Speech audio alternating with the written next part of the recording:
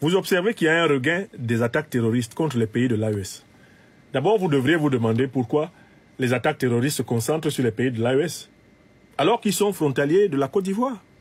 Ils sont frontaliers du Sénégal, ils sont frontaliers du Ghana, ils sont frontaliers de la Guinée-Bissau, ils sont frontaliers de la Mauritanie, ils sont frontaliers de l'Algérie. Les attaques terroristes, il n'y en a pas là-bas. Tout est concentré, globalement, sur le Mali, le Burkina Faso et le Niger en Afrique de l'Ouest. Pourquoi? Ne me dites pas que les terroristes sont aveugles, qu'ils ne connaissent pas la direction de la Côte d'Ivoire, qu'ils ne connaissent pas la direction du Sénégal. Ne me dites pas que les terroristes sont aveugles, ils ne connaissent pas la direction de la Mauritanie. Ne me dites pas que les terroristes sont aveugles, ils ne savent pas où se trouve l'Algérie. Ils ne savent pas où se trouve le Ghana. Ne me dites pas un second argument qui est tout aussi faux. Oh, si les terroristes n'attaquent pas la Côte d'Ivoire, c'est parce que l'armée ivoirienne est très forte. Ça, c'est faux. Si les terroristes n'attaquent pas le Sénégal, c'est parce que l'armée sénégalaise est très forte. Ça aussi, c'est faux. Si les terroristes n'attaquent pas la Mauritanie, c'est parce que l'armée mauritanienne est très forte. C'est faux. Si les terroristes n'attaquent pas l'Algérie, c'est parce que l'armée algérienne est très forte. C'est faux. C'est pas la force de l'armée algérienne qui empêche le terrorisme de l'attaquer. Il n'y a aucun pays qui puisse, simplement parce qu'il a une armée très forte, se mettre à l'abri complètement des attaques terroristes. Même la France a été attaquée ici plusieurs fois par les terroristes. Les États-Unis ont été attaqués par les terroristes.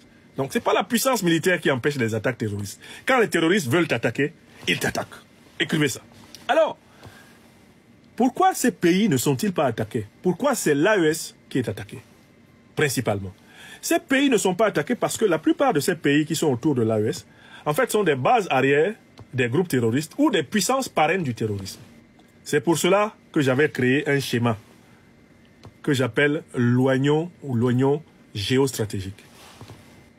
Les forces armées de l'OTAN encerclent le continent africain. Ça, c'est le grand cercle. Et c'est ainsi, depuis 600 ans, l'OTAN, certes, ne date pas d'il y a 600 ans, mais les armées négrières, les armées coloniales, les armées néocoloniales et impérialistes occidentales ont constamment veillé à encercler l'Afrique pour pouvoir la piller. Ça, c'est le grand cercle. Il y a un deuxième cercle en Afrique de l'Ouest. C'est une organisation qui est subordonnée à l'OTAN. Elle s'appelle la CEDEAO.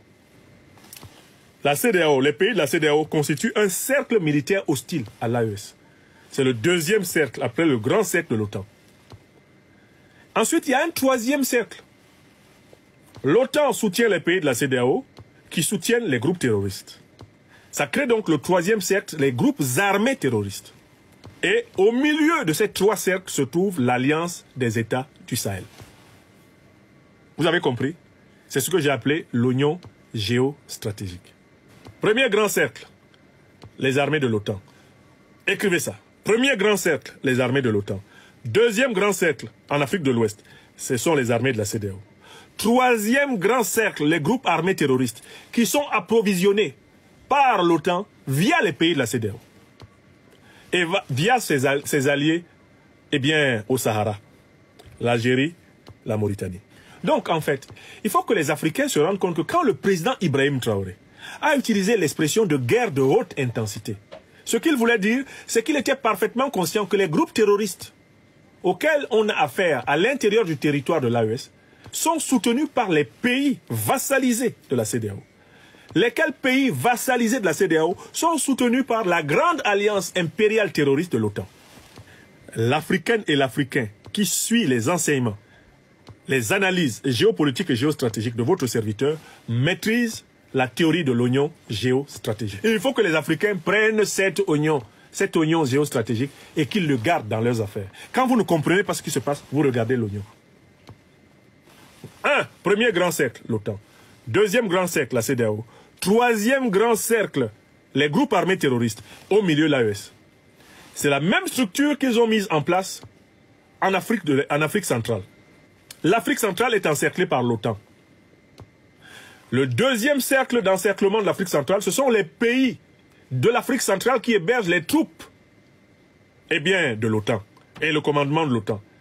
Et qui hébergent donc par conséquent les groupes terroristes qui déstabilisent, notamment aujourd'hui, la République démocratique du Congo. Le cercle de sorciers qu'il y a autour de l'AES est l'équivalent du cercle de sorciers qu'il y a autour de la République démocratique du Congo.